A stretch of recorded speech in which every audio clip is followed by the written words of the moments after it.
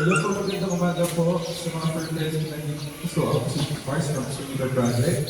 Explain ko lang po yung post-operation reminders po yung paalala pagkatapos ng support. So, yung antibiotic, yung fever, and yung anti-rabies po. Nabigay na po yun. So, yung kaseta po, mag-start po rin ay bukas. So, nagabit naman po ng no antibiotic sa mga cats. So, login na po magpainom. So, ang ibigay nyo na lang po is yung wound care or sa sugat. So, yung spray po yun, ang start po nun ay mamaya po na 6 p.m.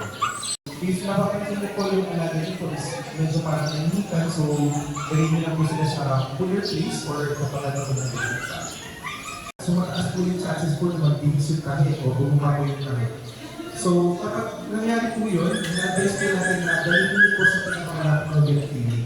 Pero sa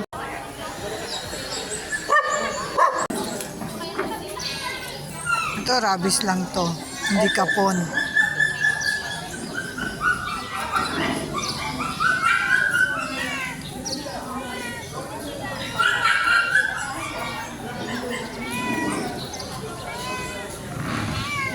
Ito, tapos na. Nakapon na.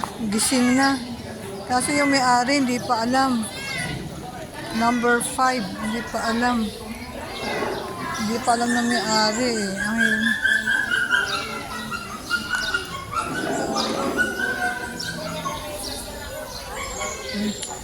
Ang cute-cute. Meron pusang Pinoy, puspin, meron din mixed breed. Cute na mga lalagyan, no?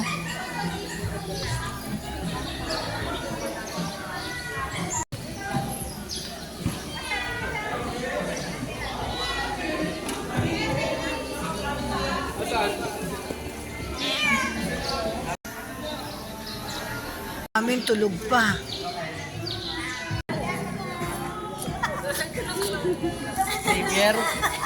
Ay, tulog pa rin siya. Tapos na siya pero tulog pa rin. Oh, tulog pa siya.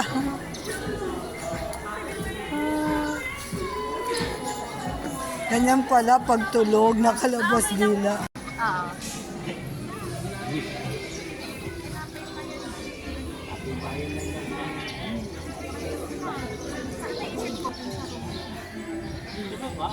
Hindi, pagbabantayan. Hindi, pagbabantayan. Hindi kasi nagulong ito. Yung mga lalaki mo. Pagod lang. Siyempre, malaki yung mga